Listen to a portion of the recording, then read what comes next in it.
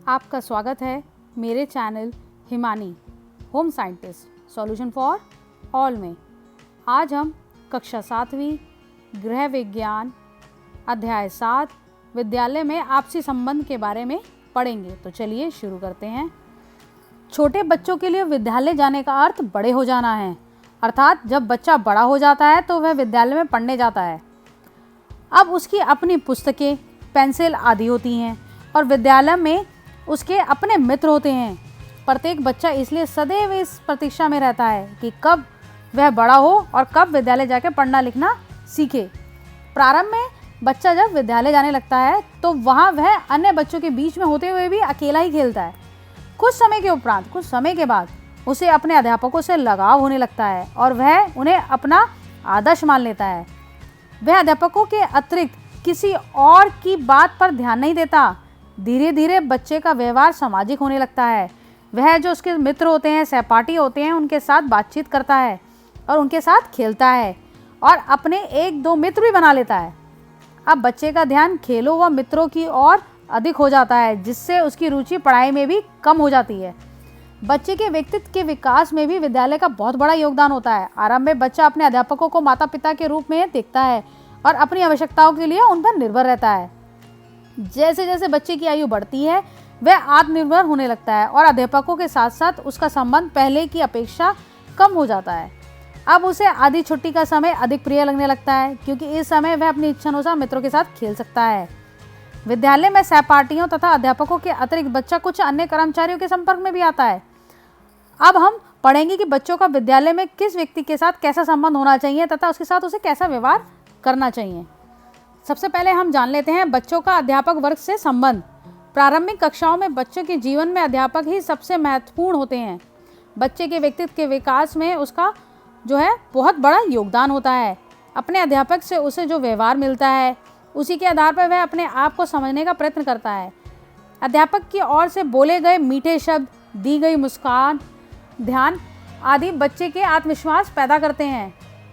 अध्यापक की नाराज़गी भी बच्चे के लिए कम महत्वपूर्ण नहीं होती है। इनसे बच्चा अच्छे बुरे की पहचान सीखता है। अध्यापक की सहायता से ही बच्चा विद्यालय में अपने समूह में हिल मिलकर रहना सीखता है। कक्षा में सामाजिक एवं भावनात्मक वातावरण का निर्माण अध्यापक ही कराता है, अध्यापक ही सिखाता है उन्हें। इसके बाद जो हम जानेंगे वह है बच्चे का मित्रगण एवं साथियों से संबंध। जब बच्चा कुछ बड़ा हो जाता है और विद्यालय में किसी समूह का सदस्य बन जाता है तो उसे अपने समूह के जो सदस्य होते हैं उनकी प्रशंसा, अपमान भी उसके लिए बहुत महत्वपूर्ण बन जाते हैं। अब वह केवल वही कार्य करना चाहता है जिससे अपने साथियों से प्रशंसा मिल सके उसे। समूह का सदस्य बनकर बच्चा सही व्यवहार करना सीखता है। वो समूह के साथ अगर रहेगा या समूह के साथ रहता है वो सही कौशल सीखता है, उनका अभ्यास करना सीखता है, लोगों के साथ व्यवहार करना सीखता है, उसे लोगों के साथ उठना आता है, बैठना आता है और लोगों के साथ निभाना भी आता है। इसलिए प्रत्येक बच्चे को वैसा ही व्यवहार करना पड़ता है जो उसके समूह द्वारा मान्य हो और प्रत्येक बच्चा समूह का सदस्य बने रहने के लिए उसके नियमों का पालन करने का सदैव ही प्रयत्न करता है। वो कोशिश करता है वो समूह का सदस्य बना रहे, उसे समूह से कोई बाहर ना निकाले। तो इसके लिए वह समूह के जो नियम होते हैं उनको मानता है, सबके साथ मिलजुल कर चलता है। तो यहीं से वह सामाजिक चीज़ें सीखता है।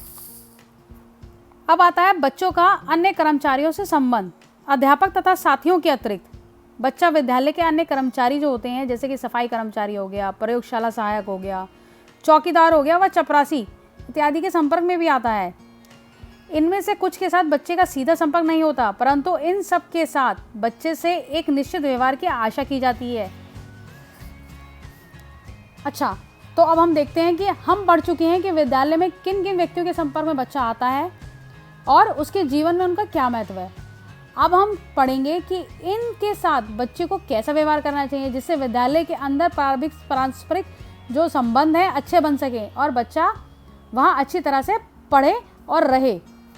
तो बच्चे का अध्यापक वर्ग के प्रति कैसा व्यवहार होना चाहिए वह देख लेते हैं। पहले, अध्यापक वर्ग उन्हीं बच्चों को पसंद करते हैं जिनका व्यवहार अच्छा हो, जो दूसरे के साथ मिलजुल कर रहे, जो अपनी क्षमता के अनुसार कार्य करे तथा अच्छे बुरे का ध्यान रखे।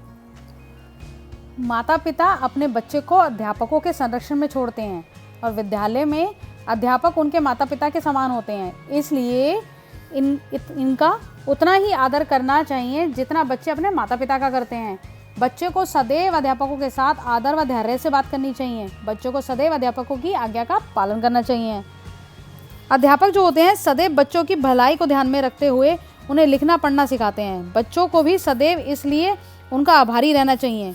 बच्चे अध्यापक की आज्ञा पालन और अपने हाव भाव, कार्य और तथा मीठे शब्दों से ही यह आभार प्रकट कर सकते हैं।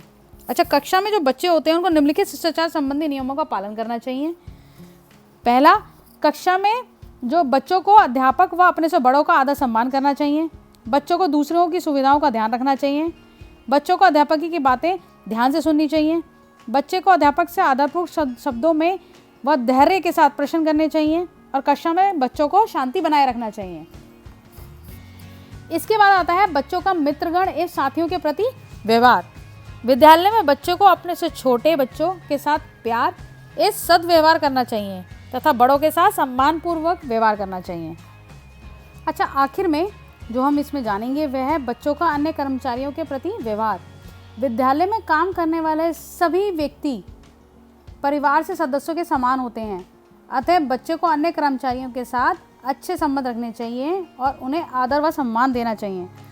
बच्चों को विद्यालय में काम करने वाले सभी कर्मचारियों के साथ शिष्टता पूर्वक व्यवहार करना चाहिए तथा प्रत्येक व्यक्ति के सही विचारों का आदर करना चाहिए।